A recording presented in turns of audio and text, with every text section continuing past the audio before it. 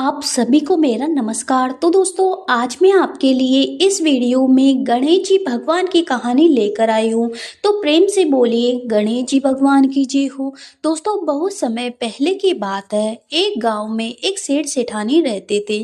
वह बहुत ही ज्यादा धार्मिक प्रवृत्ति के थे। वह दोनों गणेश जी भगवान के अनन्य भक्त और जरूरतमंदों की सेवा में हमेशा तत्पर रहते थे। उनका बहुत बड़ा परिवार था, परंतु उनकी कोई संतान नहीं थी। सारा परिवार उनसे बहुत प्रेम करता था, पर कभी कभी कानाफूसी भी करते रहते थे कि सेठानी तो बांझ है। इस बात से दोनों बहुत दुखी रहते थे।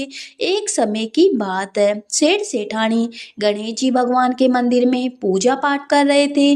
पूजा करने के बाद वह मंदिर से बाहर आए कि मंदिर की सीढ़ियों पर एक 2 साल का बच्चा बैठा रो रहा था। सेठ जी ने चारों तरफ देखा कि बच्चे के माता पिता वहीं आसपास होंगे, परंतु उन्हें कोई भी दिखाई नहीं दिया।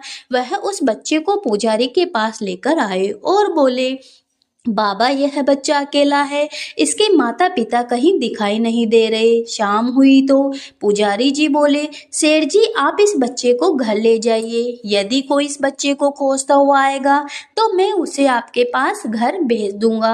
सेठ सेठानी खुशी खुशी उस बालक को अपने साथ ले गए। जब कई महीनों तक उस बालक को कोई लेने नहीं आया तो सेठानी ने उस बच्चे को गोद बना लेने का मन बनाया और गांव के सरपंचों की सलाह से गोद ले लिया। उस बच्चे का नाम उन्होंने गणेशिया रखा।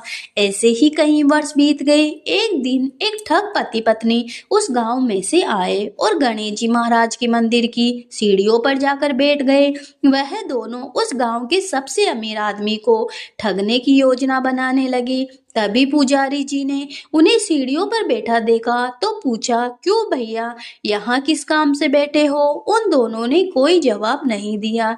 तब पुजारी जी ने पूछा, आपका बच्चा कहीं खो गया है क्या? दोनों ठग पति पत्नी एक स्वर में बोले, हाँ हाँ, हमारा बच्चा खो गया। पुजारी जी ने पूछा, कितने समय की बात है? वह दोनों अजाने में बोले, यही कोई 4-5 साल की बात है। पुजारी जी बोले, उदास मत होइए, यही इसी गांव में एक सेठ के घर बच्चा पल रहा है और यही ठाट बाट से पल रहा है। पुजारी जी उन दोनों को सेठ के घर ले गए। तब सेठ सेठानी को पता चला कि गणेशिया के असली माता पिता आ गए तो वह दोनों बहुत दुखी हुए और फूट फूट कर रोने लगे। किसी तरह अपने को संभालते हुए सेठ जी बोले कि ठीक है, अभी तो बहुत रात हो गई और सुबह होते ही गणेशिया को ले जाना।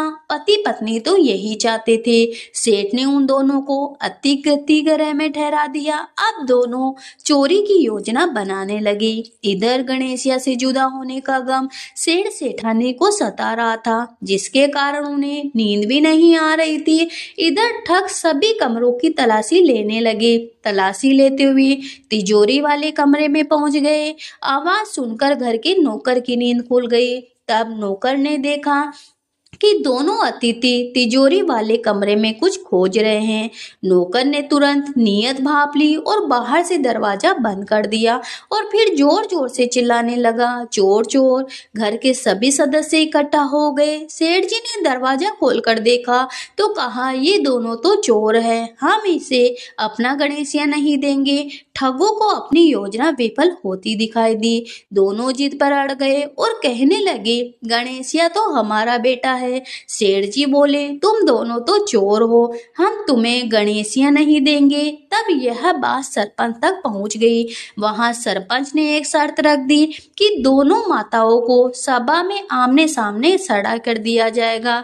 अब दोनों को आदेश दिया जाएगा कि जो भी गणेश जी महाराज और सूर्य भगवान के सामने खड़े होकर जिसके स्तनों से गणेशिया के मुंह में दूध की धार जाएगी, बच्चा उसी का माना जाएगा। तब गणेश जी महाराज की कृपा से सेठानी के स्तनों से गणेशा के मुंह में दूध की धार जाने लगी। इस तरह गणेश जी महाराज की कृपा से गणेशिया के सेठानी को वापस प्राप्त हो गया। गणेश जी महाराज, जैसा आपने सेठ सेठानी को पुत्र सुख दिया, वैसे अपने सभी भक्तों पर अपनी कृपा बनाए रखना, सभी के व्रत को पूर्ण करना। तो प्रेम से बोलिए गणेश जी भगवान की जय हो।